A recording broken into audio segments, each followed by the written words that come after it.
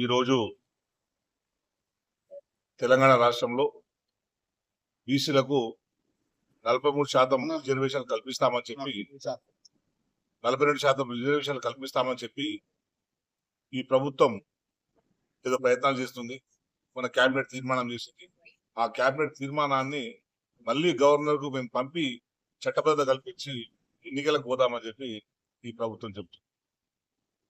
ప్రభుత్వ వైఖరి చూస్తుంటే బీసీల పట్ల 42% రిజర్వేషన్ కల్పించడంలో చిత్తశుద్ధి లేదని చాలా స్పష్టంగా కనిపిస్తున్నది.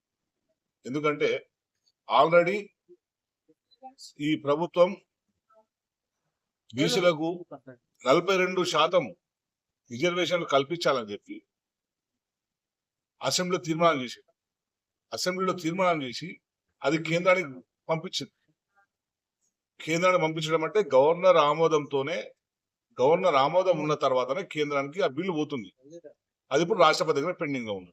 ఒకవైపు కేంద్రం వద్ద రాష్ట్రపతి వద్ద 42% రిజర్వేషన్ల పెంపుకు సంబంధించిన బిల్లు పెండింగ్ లో ఉన్నప్పుడు ఇక్కడ గవర్నర్ దగ్గర ఒక ఆర్డినెన్స్ ఇవ్వడం సాధ్యం కాదనే విషయం ప్రభుత్వం తెలిసినప్పటికీ ఉద్దేశపూర్వకంగా మేమేదో ప్రయత్నం చేసినాం.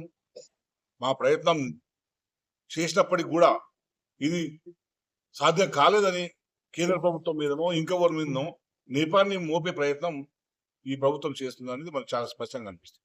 తెలంగాణలోని బీసీ ప్రజలందరూ గ్రహించాలని చెప్పి ఈ కపట నాటకాన్ని, ఈ బూటకు నాటకాన్ని గ్రహించాలని చెప్పి మేము మా తెలంగాణ ప్రజలకు, మా ఆందోళన నియోజకవర్గంలో బీసీ మిత్రులందరూ కూడా నేను విన్నవించుకుంటాను. బీసీలు 42% కాదు, బీసీలు 50% ఈ రాష్ట్రంలో ఉంటారు. నువ్వు చేసిన జనాభా లెక్కలు తప్పు. ఒక శాస్త్రీయ పరంగా జనాభా లెక్కలు జరగలేదు. ఈ జనాభా లెక్కలు చేయడంలోనే అశాస్త్రీయంగా ఉన్నది. ఈ 42% ఎట్లయితుంది? మేము అదే డిమాండ్ చేస్తున్నాం. బీసీబీ రాష్ట్రంలో 50% ఉంటారు. 50% రిజర్వేషన్ కావాలంటే పూర్తి స్థాయి జనగణన జరగాలి. అప్పుడు సాధ్యమవుతుందని చెప్పి నిన్న కేబినెట్ సూపర్ కమిటీ ఒకటి నిర్ణయం చెప్పింది. ఇది చెల్లదు, రాష్ట్ర ప్రభుత్వం చేసే జనగణన చెల్లదని కూడా చెప్పింది. మరి ఏ ప్రాతిపదికన మీరు 42% డిసైడ్ చేసిండ్రు? సరే చేసిండ్రు. అది కూడా ఏంటంటే మొత్తం ఏంటంటే ప్రజల్ని ఏదైనా నమ్మించవచ్చు, ప్రజలు మేము చెప్పే మాటలు వింటారు, ప్రజలకు అందమైన రీతిగా చెప్తే వింటారు అనే ఒక కాన్సెప్ట్ తో మీరు ఇంకా పోతున్నారు. ప్రజలు చాలా అలర్ట్ గా ఉన్నారు. ఇప్పుడు మీ మాటలు కూడా ఎవరు నమ్మే పరిస్థితి జరిగిన విషయాన్ని కూడా మేము ఈ సందర్భంగా మీకు తెలియజేసుకుంటూ అందరం కూడా తప్పకుండా ఈ ప్రభుత్వం 42% కాదు, జనాభా ప్రకారం బీసీలకు ఎంత వాటా వస్తుందో రిజర్వేషన్లలో అంత వాటా వచ్చేంత వరకు మేమందరం కలిసి కూడా ఈ ప్రభుత్వం మీద, ఈ రాష్ట్ర ప్రభుత్వం మీద కావచ్చు, కేంద్ర ప్రభుత్వం మీద కావచ్చు ఫైట్ చేస్తామని చెప్పి ఈ సందర్భంగా మేము హామీస్తూ అందరం కూడా ఎవరైతే బీచ్లో ఉన్న కులాలు, ఉపకులాలు అందరూ కూడా ఎవరి జనాభా ప్రకారం వాళ్ళకి న్యాయం జరగాలి. ఆ న్యాయం జరిగే వరకు కొట్టాడ పార్టీ బీఆర్ఎస్ పార్టీ మేము మీకు అందరికీ తోడుగా ఉంటాం కేసీఆర్ నాయకత్వంలో అని చెప్పి నేను తెలియజేసుకుంటూ, ఇదొక ఎన్నికల స్టంట్ మాత్రమే.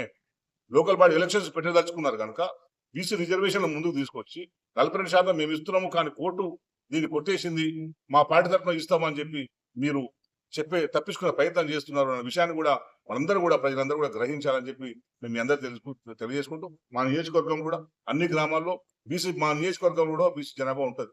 ఎంత చూసినా మా నియోజకవర్గంలో వేస్తే మాకు 50% ఉంటుంది. మా దగ్గర కూడా నువ్వు ప్రతి నియోజకవర్గం ఉన్నప్పుడు రాష్ట్రం మొత్తం 50% ఉన్నట్టే లెక్క కదా మొత్తం జనాభాలో.